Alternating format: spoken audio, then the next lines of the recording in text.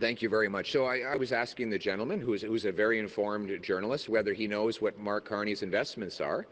And he said, no, that's not his fault. That's Mr. Carney's fault. I just point out that it's incredible that even the journalists who follow this stuff very carefully do not know all the conflicts that Mr. Carney admits that he has.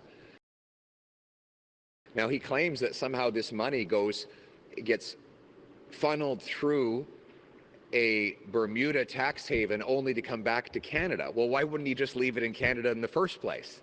If it were going to be taxed in Canada, he wouldn't need to funnel it through Bermuda. I don't know, how many of you funnel your investments through Bermuda before you bring them back to pay taxes? I think the answer is zero. You know, and so Mr. Carney makes these workers who are struggling to pay their bills pay full taxes in Canada, while he ships his investments off to Bermuda to dodge his obligations to this country. That's money that should be going in tax revenue to fund our schools and our hospitals, but instead it's going to pad the pockets of millionaires and billionaires like him. He thinks that taxes are just for the little people, not for big shot bankers like him. This is exactly the wrong kind of experience we need in a prime minister, and the worst kinds of conflicts of interest he will use. He says, by the way, he says he knows how the world works. He thinks he knows better than all these hardworking people behind me.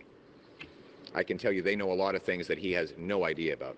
I'd like to see them. I'd like him to come in here for a day and try to do their jobs. He wouldn't make it through 1 hour. Oui, I will say it. Merci beaucoup. He says he knows how the world works. He knows how to make it work for him and against you. And that is exactly what he will do as Prime Minister. The answer to the other question was whether I have investments in tax havens. The answer is no. After President Trump began threatening our economy, I sold my investments in foreign economies, and now I invest in Canadian stocks and Canadian companies. I brought my money home to this country. And we will, in our platform, be cracking down on the types of tax havens that Mark Carney has used to cheat the system. We will ensure that the fancy big bankers pay their fair share.